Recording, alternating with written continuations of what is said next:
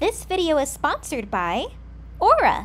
4. Social feeling. Creators must navigate relationship dynamics with their audience, peers, and sponsors while maintaining boundaries and authenticity. In the creator world, understanding the intricacies of relationships and boundaries is so important. Creators are tasked with carefully balancing connections between their audience, sponsors, their real-life friends, themselves, all while maintaining their own authenticity. Like, hey, how about you don't use your Instagram DM requests as a dating pool or your Discord? That's a good start. The sad fact of the matter is many creators, as a result of growing their platforms, develop a sense of superiority. Sometimes they belittle their fans. Sometimes they demand special treatment from a small business, all fueled by the constant validation they receive from their audience. They are surrounded by yes men. And I'm not talking about Jim Carrey's character from the 2008 movie, Yes Man. I'm a yes man.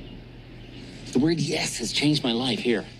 No. I would much rather be surrounded by Carl Allen. This phenomenon often leads to boundary issues. I swear, it's Minecraft and like the musical ones. I don't know what's up with that. Many content creators find themselves bombarded by their audience and must frequently remind them of the nature of their relationship. I'm sure you've heard enough about parasocial relationships. You'll see creators often reminding their audience, hello, I am not your friend. Because I'm not your friend. I will never, ever hang out with you. And I don't care about you. They're not friends, they're entertainers. Conversely, there are moments where the audience tries to take a position of superiority over the creators, claiming ownership over their work and diminishing their worth with statements like, you wouldn't be here without us. You're nothing without us. Take Doja Cat, for example. Yes, she is a traditional celebrity, but she's also very internet savvy, so we're gonna count her. Miss Cat expressed her dislike with her fans using the word kittens to describe their fandom for her. She did not like it. She preferred if people created a community around actually liking her music, not forming some sort of identity that she does not approve of. She did not feel comfortable with this collective pet name that was assigned to her. Then she went a step further and said she didn't even like her audience, which opened that pit up even more. Yet the truth is, both creators and audience do have a sort of balance that they need to find within each other. Yet the truth is, both the creator and the audience contribute to what becomes a community. We feel happiest when we are positively contributing to our community, according to Adler. And when that gets shattered, you need to decide whether you are still in the right place anymore. If someone feels disconnected or inferior in their own community, it is empowering to recognize that that's not the only community out there. If you get out of that bubble, there are hundreds of thousands of other community bubbles that will take you in. And maybe those communities will provide you with an even deeper sense of belonging, which will ultimately make you happier. But whether that community is in content creation or not, who knows? Maybe it is, maybe it isn't. Maybe it's a pickleball league. Maybe it's a smutty book club. So exiting one community opens the door for others. That is a good thing to keep in mind. Your contributions will be equally appreciated. Losing one community is not the end of the world. Hey, guard dog, I'll give you this if you tell me where the data is. I'll just leave this here. Wow. Guard dogs are not enough these days anymore. You need Aura. Take it from me before I take it from you. Your information is made accessible to everybody because of data brokers. Data brokers profit off of selling your data. They sell it to robocallers, telemarketers, spammers, and anyone else who has nefarious ideas with your info. But Aura will identify these mother puppers, and they'll automatically submit opt-out requests on your behalf. Aura also monitors your emails and your passwords just to make sure you weren't involved in any sort of data breaches, which God knows those keep happening these days. Aura's app also has a VPN. Hell yeah. If you sign up for Aura right now, this very second, Aura will give you 2 weeks of service for free. Let Aura do the hard work of keeping your info safe online. Thank you, Aura, for sponsoring this video. The fictional final goal. For creators, this might involve reevaluating long-term objectives and considering whether they are pursuing goals that genuinely fulfill them rather than simply seeking external validation or success. It's kind of scary seeing YouTuber, influencer, creator being in like the top jobs that kids want these days. Do they want to do it because it looks fun? Some people get paid a lot. They think they'll be popular. They're probably not actually thinking about this critically. They're kids. They're just thinking about going to the old sody pop fountain down the road or playing stickball on Main Street, you know? Regular things kids these days do. But what about content creators? You know, as much as content creators love the idea of just doing the same thing that they're doing now forever and ever, the digital landscape is pretty unstable. Platforms go down, platforms get banned.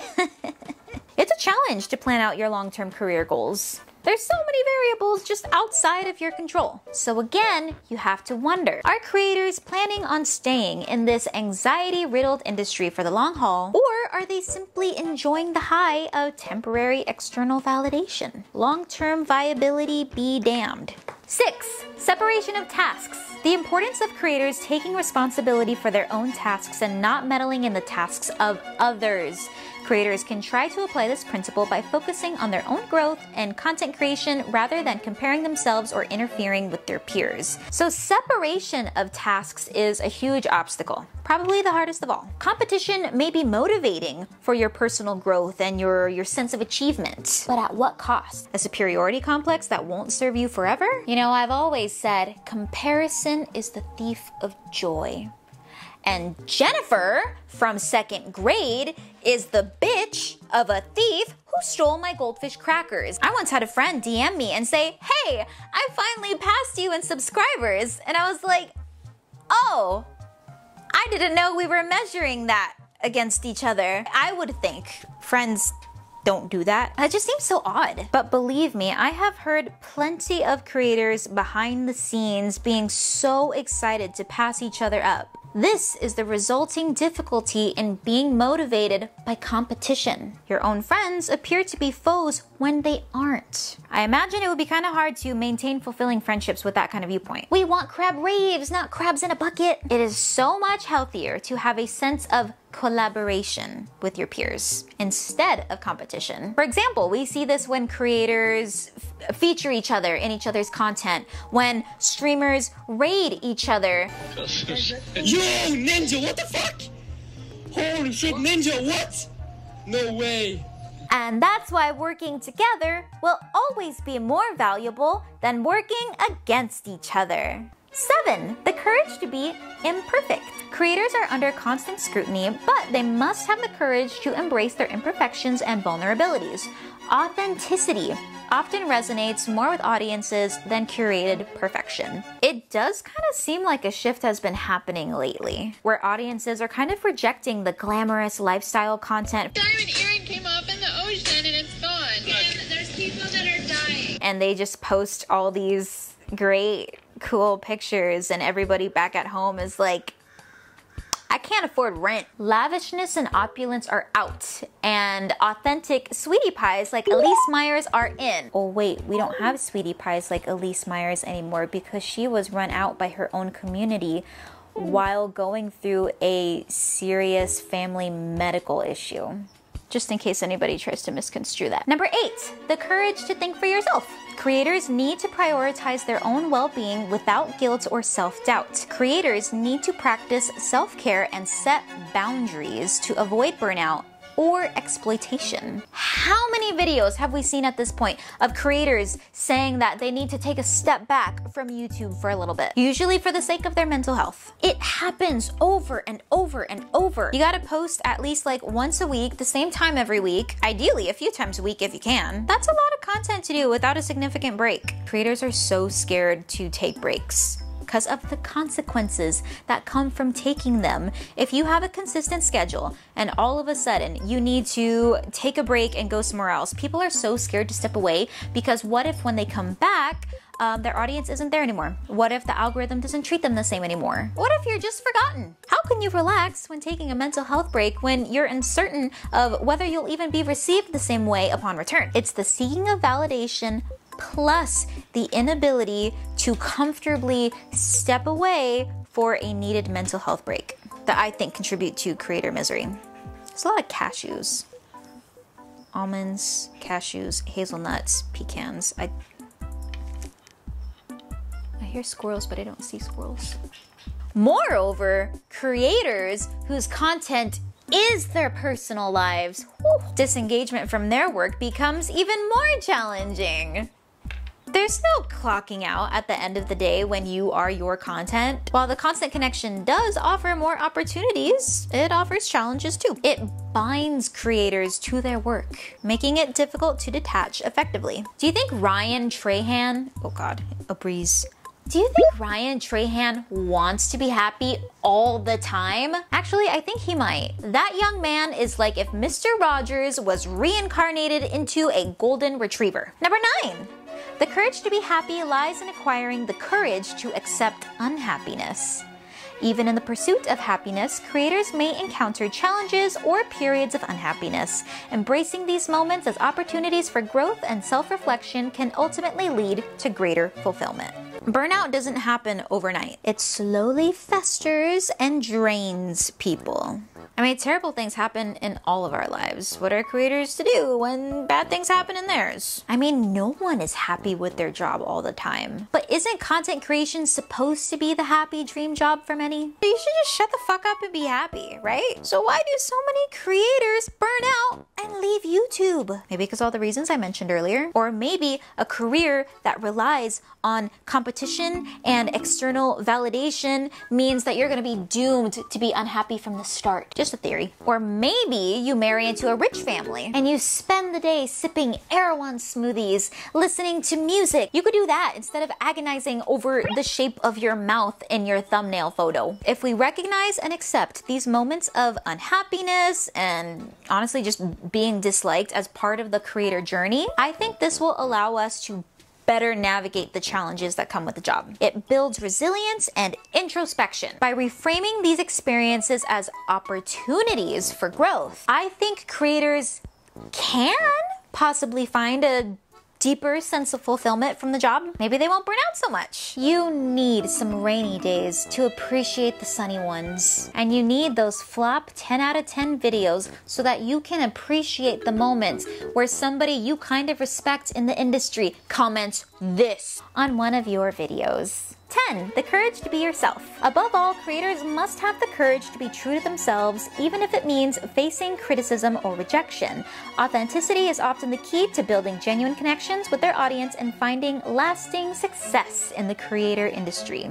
The most important thing that creators need to keep in mind is that even when you are your most authentic and positive self, there are going to be people who hate you. They won't like you, and they never will. Do you have the courage to be disliked? Do they have the courage to be their most authentic selves? This is not me saying to go out there and be an asshole for the sake of being an asshole. We already have plenty of those.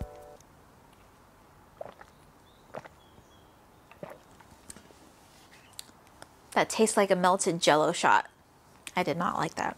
Anyway, you could do everything right. You could not be controversial, and there will still be people who dislike you. And there's nothing you can really do about it.